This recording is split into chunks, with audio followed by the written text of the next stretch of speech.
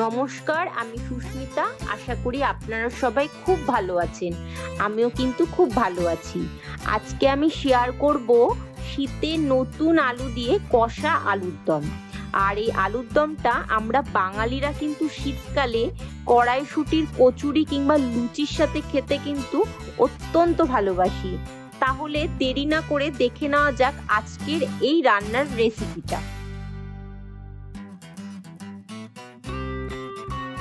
সবার প্রথমে কড়াইতে সর্ষের তেল গরম হয়ে গেলে বেশ কিছুটা পরিমাণ আলু আমি এখানে সেদ্ধ করে রেখেছি। এখানে 500 গ্রাম ছোট আলু আমি নিয়েছি, সেটাকে বেশ কিছুটা পরিমাণ নুন দিয়ে সেদ্ধ করেছি।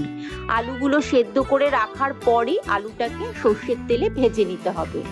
আর এই জন্যই আলু ভাজার সময় আমি দ্বিতীয়বার আর নুন দেব না, শুধুমাত্র 1 চামচ হলুদ দিয়ে লো টু মিডিয়াম ফ্লেমে রেখে আলুটাকে ভেজে নেব।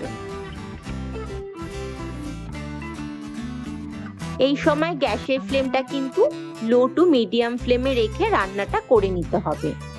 5 থেকে 7 মিনিটের জন্য হালকা লাল করে আলুটাকে ভেজে নিয়ে একটি পাত্রে তুলে রাখতে হবে।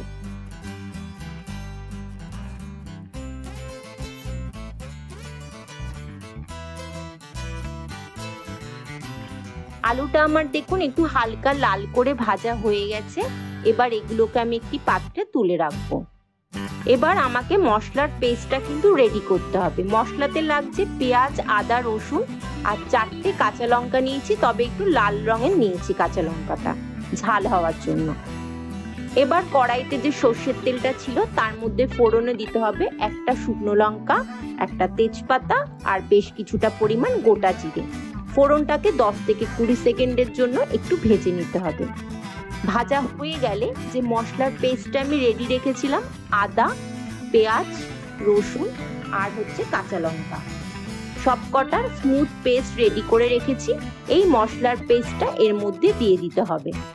ভালো করে মশলাটাকে কিন্তু কষাতে হবে। আর এই সময় গ্যাসের ফ্লেমটা একদম লোতে রেখে রান্নাটা করলেই ভালো, না হলে মশলাটা কিন্তু পুড়ে যেতে পারে। আর মশলার বাটিতে যেটুকু মশলা লেগেছিল সে মশলা ধোয়া জলটাও এখানে দিয়ে দিতে হবে। ভালো করে কিন্তু মশলাটা কষাতে হবে। আর এরপর এর মধ্যে আমি 2টো টমেটো পেস্ট রেডি করে রেখেছি, সেটাও দিতে হবে। কিন্তু তার আগে কিছু গুঁড়ো মশলা দেব। সবার আগে দেব হলুদ গুঁড়ো, তারপর দেব কাশ্মীরি লঙ্কার গুঁড়ো, ঝালের জন্য দেব শুকনো লঙ্কার গুঁড়ো আর জিরে গুঁড়ো। এটুকু মশলাই আজকের রান্নার জন্য যথেষ্ট। যদি কেউ ঝালটা অ্যাভয়েড করতে চান সে কিন্তু শুকনো লঙ্কার গুঁড়োটাকে স্কিপও করতে পারেন। সবকটা মশলাকে একসাথে মিশিয়ে নিয়ে ভালো করে মশলাটা কষাতে হবে, যাতে মশলা থেকে কোনো রকম কাঁচা গন্ধই না থাকে। মশলাটা কষাতে কষাতে এর মধ্যে 2টো মিডিয়াম সাইজের টমেটো আমি পেস্ট রেডি করে রেখেছিলাম, সেই টমেটোর পেস্টটাও কিন্তু এর মধ্যে দিয়ে দিতে হবে।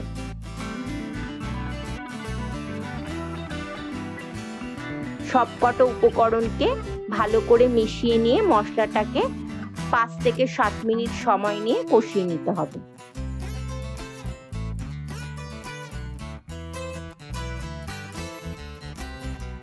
মশলা যখন ভালো করে কষে যাবে, এখন যেহেতু শীতকাল এবং বাজারে ফ্রেশ কড়াইশুঁটি প্রচুর পরিমাণে পাওয়া যাচ্ছে, সেই জন্য এখানে কিন্তু মটরশুঁটিটা দিলে রান্নার টেস্টটা কিন্তু আরো দ্বিগুণ মাত্রায় বেড়ে যাবে। সেই জন্য আমিও এখানে বেশ কিছুটা ফ্রেশ কড়াইশুঁটি দিয়ে দিয়েছি এবং এখানে স্বাদ মতো কিছুটা নুন দেব আর 1 চামচ চিনি দিয়ে দেবো।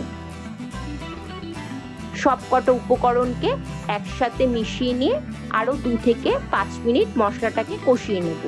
মশলাটা যখন খুব ভালোভাবে কষে যাবে তখন এর মধ্যে আমি যে আলুগুলো ভেজে পাত্রে তুলে রেখেছিলাম সেই আলুগুলো এর মধ্যে দিয়ে দেব।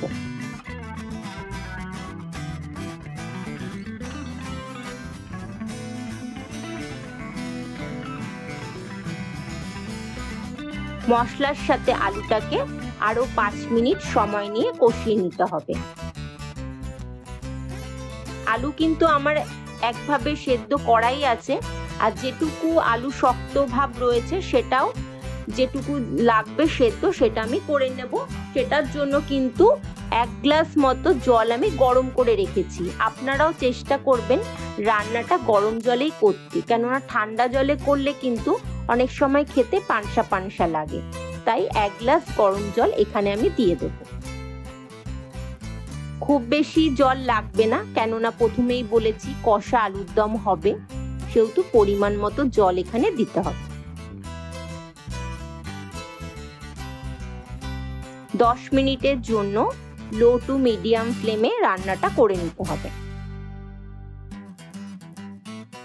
10 মিনিট পরে আমি ফিরে এসেছি। দেখুন রান্নার কিন্তু চেহারাটা দেখে বোঝাই যাচ্ছে আমার কিন্তু কষা আলুর দম সার্ভ করার জন্য অলমোস্ট রেডি। আর আলুগুলো কিন্তু খুব ভালোভাবে সেদ্ধ হয়ে গেছে। তবে হ্যাঁ, গ্যাসের ফ্লেমটা বন্ধ করার আগে অবশ্যই কিন্তু এখানে 1 চামচ গরম মশলা গুঁড়ো দিতে হবে। আর আপনাদের কাছে যদি শীতকালের ফ্রেশ ধনেপাতা কুচি থাকে আপনারা কিন্তু সেটাও দিতে পারেন। আমার কাছে যেহেতু ওই মুহূর্তে ছিল না, তাই আমি ধনেপাতা কুচিটা দিইনি। ধনেপাতা কুচি দিলেও ভাল লাগবে, না দিলেও কিন্তু খুবই ভালো লাগবে। তাহলে আজকে একদম রেডি হয়ে গেল শীতের নতুন আলু দিয়ে কষা আলুর দম, যেটা আপনারা ছুটির দিনে কচুরি কিংবা লুচির সাথে পরিবারের সবাইকে সার্ভ করতে পারবেন। ভিডিওটা কেমন লাগলো অবশ্যই আমাকে কমেন্টসে জানাবেন, আর চ্যানেলটা সাবস্ক্রাইব করে অবশ্যই আমার পাশে থাকবেন। সবাই ভালো থাকবেন, সাবধানে থাকবেন। ধন্যবাদ।